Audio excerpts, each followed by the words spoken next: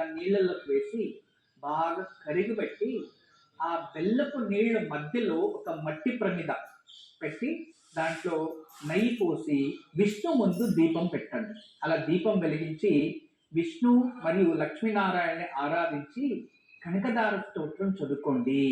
దీనివల్ల లక్ష్మీదేవి ఆకర్షిస్తుంది. తదుపరి పూజ అంతా అయిపోయిన తర్వాత ఆ దీపాన్ని దేవుడి దగ్గర పెట్టి ఆ బెల్లపు నీరు తీసుకెళ్లి చెట్టుకి ఈ రోజే పోసేయాలి.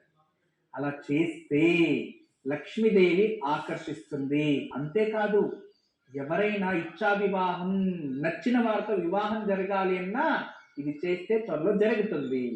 ఈ రోజు సాయంత్రం ఒక పళ్ళెంలో బెల్లపు పానకాన్ని పోసి అందులో మట్టి ప్రమిదల్ని ఉంచి లక్ష్మీదేవి మహావిష్ణువు ముందు ఆ ప్రమిదల్లో దీపాన్ని వెలిగించి కనకధార స్తోత్రాన్ని పఠించాలి. ఇలా ఆచరించడం వల్ల లక్ష్మీదేవి అనుగ్రహం కలుగుతుంది. పూజానంతరం దీపాన్ని పూజ గదిలో ఉంచి బెల్లపు పానకాన్ని ఏదైనా చెట్టుకు పోసేయాలి. ఇలా ఆచరించడం వల్ల నచ్చిన వారితో వివాహం జరుగుతుంది.